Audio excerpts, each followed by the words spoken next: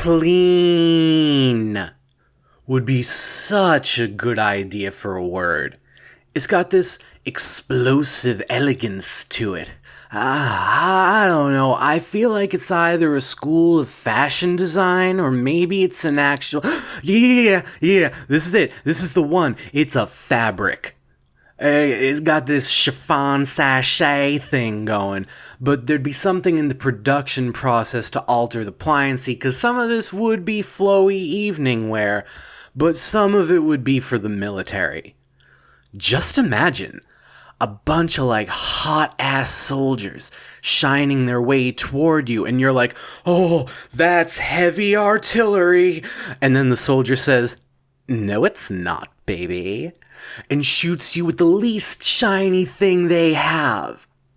But then, for the people who aren't using this to lay low the foes of democracy, you could just head out to Paradiso La Fondue, this cheese-themed big band club. They make orange drinks that are basically just glowy Orange Julius at room temperature, but still,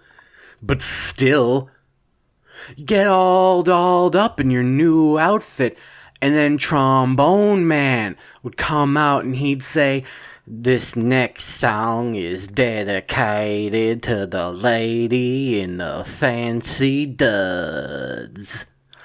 And then they would play something so romantic, and Trombone Man's trying to, he's sending a little message your way down the old telephone wires, ring-a-ding-ding, dial the number, sizzle, sizzle, rubber and lead, squeezing your words as they get shunted along by a flippy little fish going boom, with the headbutts until the words drizzle down the wood pole, funnel straight into your brain through the side of your face and say, hey, baby, what are you doing after the concert? And out there on the highly polished floor that could never shine as bright as your pleen, you're doing cool things where your body moves, but it does so in a coordinated fashion where it's like, this isn't a flailing. This is deliberate. This is a premeditated grooving. Get the lawyers and the judge and a jury of your peers down here, hottie, because we find you guilty of tearing it up. And you just grip it by one corner and the other corner and do an extra wrist dance that makes the paper get smaller. And then they would say, she's literalizing it. She's making it real for us. You just open your mouth, your very uvula illuminated by your attire, and you'd birth new worlds of wonder by goddamn accident.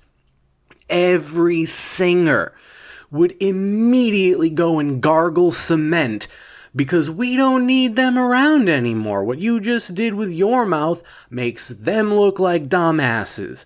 You can't even sing. You are unlearned in the ways of the musics. No sound came out of you. It's just glory. Who needs sound when you got glory? This is the same philosophy on the battlefield. Nobody's out there like, well, yeah, you did blow my brains out. I did happen upon your landmine, but still, I can beatbox. It's a flawed mentality. You were just taking your own limited lifespan and kind of doing armpit farts in a parking lot at dawn. And Trombonist, gonna leave alone that night. He's looking at you, he's like, I am not worthy, A. And then B, this night has already exceeded every expectation I've ever had for everything. You do you, shiny lady. And when you go home, you have to hide the pleen before you go to sleep. It's too bright. You don't have to plug it in or anything. You don't have to charge it up. I was on QVC the other day during a spell of just boredom, And they had this light up fabric, but you needed the battery pack underneath the tag. Once in a while, even the lady, she even admitted you have to jab the pack with a knuckle just from time to time, or else the cathode ray tube isn't gonna properly, invoke illumination upon your outer coverings. And that's fine. Look, if you're on a budget, you gotta make do with what you do be making. But if you can spring for the good stuff, and you should, treat yourself. Because when you treat yourself, you're treating everybody who crosses your path. Nobody's ever gone home, frown on their face, thrown their messenger bag into the couch, just plopped down in the easy chair. Then wife comes over and is like, "Sweetie, did you have a bad day?" And they go, "Did I have a bad day? Yeah, I guess." And then the wife's like, "What happened?" "I saw nice shoes."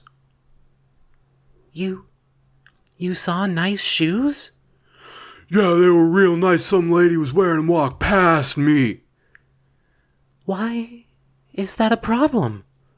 "They were real nice. I didn't want to see that." When you get yourself the good stuff, everybody who encounters you has their world a little bit enshinied. And I know that some people out there are going to start throwing around concepts like conspicuous consumption. The person who sees somebody, they sprung for the $4 nail polish, and you're like, "Oh my God, these elitists. Look at me, Mrs. Matt Finish over here. Sorry, I gotta have me one of them trust funds.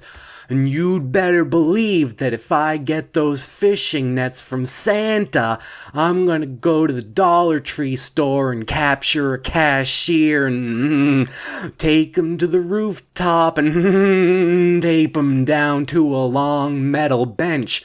Say to him, 'All right, we can do this. I believe in us. I have faith that when I become the carpet, you will become the person who's gonna go down in history for noticing the most sardine tins in one trip to the wholesale outlet.'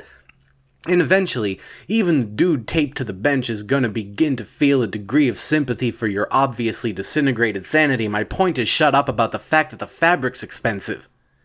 You find yourself looking at somebody who's got the good stuff and thinking it's time to adhere folks to furniture, and maybe the economy isn't the big issue here.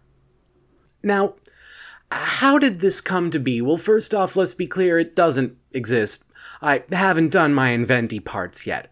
But it's just a matter of looking into that place where the sky hooks the 90-degree angle like it's trying to get out of the way of a tackle. And then it just runs. It doesn't pass the ball. It knows it's got open receivers, but it knows more so it's got an open lane. Radio's pumping out Pantera. Nothing's gonna stop the sky now. Sunglasses on. Sunroof de-escalated. Trying to start something earlier. He took scissors. Cut off basically half the car. Now it's just an engine and some really cool paint job. And that is where you can see all the possibilities. Just kind of wiggling with that seductive trombone playing look, getting themselves an old rotary phone. Click, click, click, click, froosh. And then the message, it's getting headbutted by the fish. It's coming for us. What's it gonna say? What are they telling me? And then, drip. You feel that? Drip. It's seeping into your ear like your ear is a sponge, just accepting the fluid, and the fluid is words, and the words say, "Hey, baby, I'm a great idea. How about you take me home tonight?"